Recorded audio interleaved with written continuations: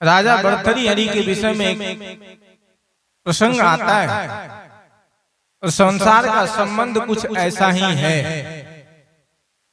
मोह भंग कब होता है? जब हमको ये लगता है कि जहां हम सुख मान बैठे हैं उसकी खुशी तो सुख तो कहीं और है। राजा भर्तृहरि के राज में एक संत, एक फकीर आए। उस फकीर ने राजा भर्तृहरि को एक फल दिया, कहा ये फल आप लीजिए और इस फल को जो भी व्यक्ति खाएगा वो सदा युवा ही रहेगा, जवान ही रहेगा, कभी वृद्ध नहीं हो सकता। तो राजा भर्तृहरि ने फल लिया। फल लेने के बाद आदमी हमेशा ये सोचता है कि जिससे आदमी को मोह होता है, हमेशा आदमी उसकी खुशी चाहता है कि वो व्यक्ति कैसे खुश रहे, वो स्वस्थ कैसे रहे। एक माँ बाप है तो हमेशा अपने बच्चे की खुशी के लिए बच्चे को हमेशा देखती रहती है कि बच्चा कैसे स्वस्थ रहे, खुश रहे। भर्तृहरि फल ले जाकर के अपने पत्नी को दे दिया। पत्नी से कहा कि मैं तो फल खाऊंगा, मैं जवान हो जाऊंगा, लेकिन तुम तो वृद्ध हो जाओगी, फिर तुम्हारे साथ हमारा जीवन कैसे चलेगा? इसलिए ये फल तुम खा लेना। उसकी पत्नी ने कहा कि ठीक है मैं खा लूंगी, आप राजकाज का काम है, आप राजकाज के काम में चले जाइए। वापस राजा अपने राजकाज के काम को देखने के लिए वापस लौट गया। जैसे ही वापस लौटा, उसकी पत्नी सोचती है कि इस फल को अगर मैं खा लेती हूँ मैं जवान हो जाऊंगी, लेकिन मेरी भी वासना की तृप्ति किसी और से हो रही है, मुझे भी सुख किसी और व्यक्ति से मिल रहा है।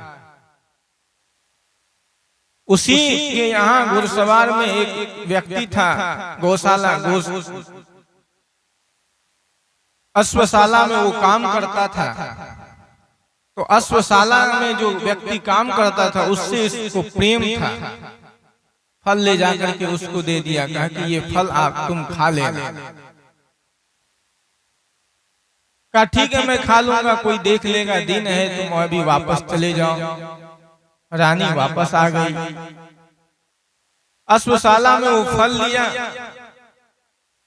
फल लेने के बाद वो अश्वशाला में जो व्यक्ति काम करता था वो चिंतन करने लगा, सोचने लगा कि इस फल को अगर मैं खाता हूं मैं तो जवान हो जाऊंगा, लेकिन मैं भी तो किसी और से प्रेम करता हूं और मेरे स्वार्थ की पूर्ति, मेरी कामनाओं की पूर्ति तो वहां से होती है, इसलिए इस फल को तो उसको खाना चाहिए। वो एक वेश्या से प्रेम करता था। वो ले जाकर के वो फल वेश्या को दिया, क्या कि ये फल खा लेना। वेश्या भी सोचती है कि जब तक हम अभी तक जिए हैं तो पाप कर्म ही किए हैं, गलत कर्म ही किए हैं।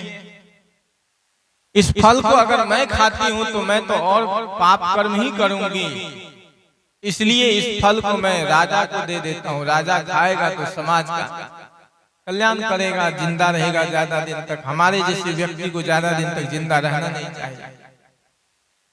फल ले जाकर के राजा को दिया।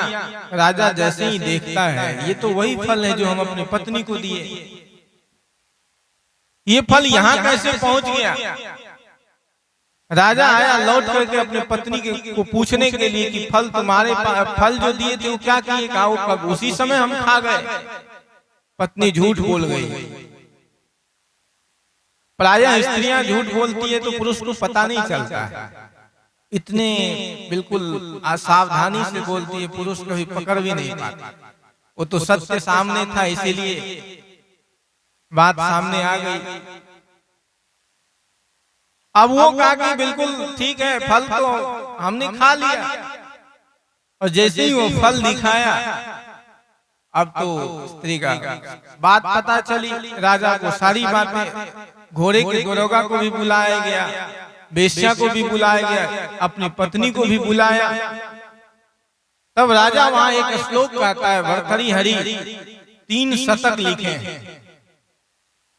एक तो जब काम विकार से ओतप्रोत था उनका जीवन, तब उन्होंने श्रृंगार शतक लिखा है। कभी आप श्रृंगार शतक पढ़ेंगे तो श्रृंगार के बहुत सारे श्लोक मिलेंगे, स्त्री का इतना सौंदर्य पूर्ण वर्णन, केवल श्रृंगारी व्यक्ति के लिए श्रृंगार शतक। फिर नीति शतक, और नीति शतक राजकाज कैसे चलाने चाहिए, ये सारी बातें वहां आपको मिल जाएगी। उसके बाद अंतिम अवस्था में जब भीतर में वैराग्य हुआ तो वही भर्तृहरि हरि वैराग्य शतक लिखते हैं।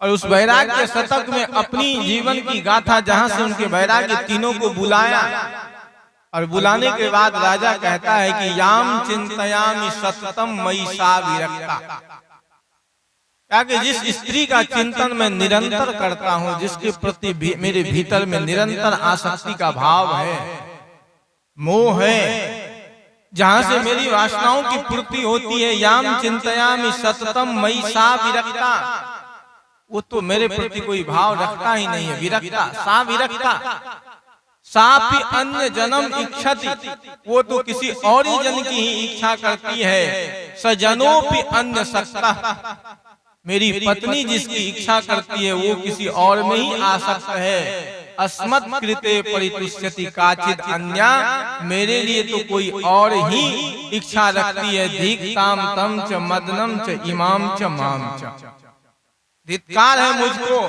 धिक्कार है मेरी पत्नी को, धिक्कार है उस घोड़े के दरोगा को, धिक्कार है उस वेश्या को। यही संसार है, इसी का नाम संसार है। संसार के संबंध हैं आपके। अब अभी तक तो प्रेम था, अभी तक तो आसक्ति थी, अब वही आसक्ति द्वेष में बदल गया। क्यों? क्योंकि मोह भंग हो गया। बहुत लोगों का मोह भंग कब होता है? जब वृद्ध अवस्था आती है, जब अवस्था समाप्त होती है, तब आदमी का मोह भंग होता है। तब तक तो बहुत देर हो जाती है। अब राजा का मोह भंग हो गया। अभी तक तो पत्नी को ही सब कुछ मान रखा था। क्यों? क्योंकि पत्नी से उसकी तृप्ति हो रही थी, पत्नी से उसकी वासनाएं तृप्त हो रहा था, वो वहां से प्राप्त, इसलिए मोह था। और मोह भंग हुआ एक सेकंड में। वही स्त्री, वही राजगद्दी, वही परिवार के लोग, वही सब कुछ अब व्यर्थ मालूम पड़ने लग गया। व्यर्थ, संसार व्यर्थ है कब? जब आदमी के भीतर में विचार आता है, चिंतन आता है, जब आदमी संसार को समझता है,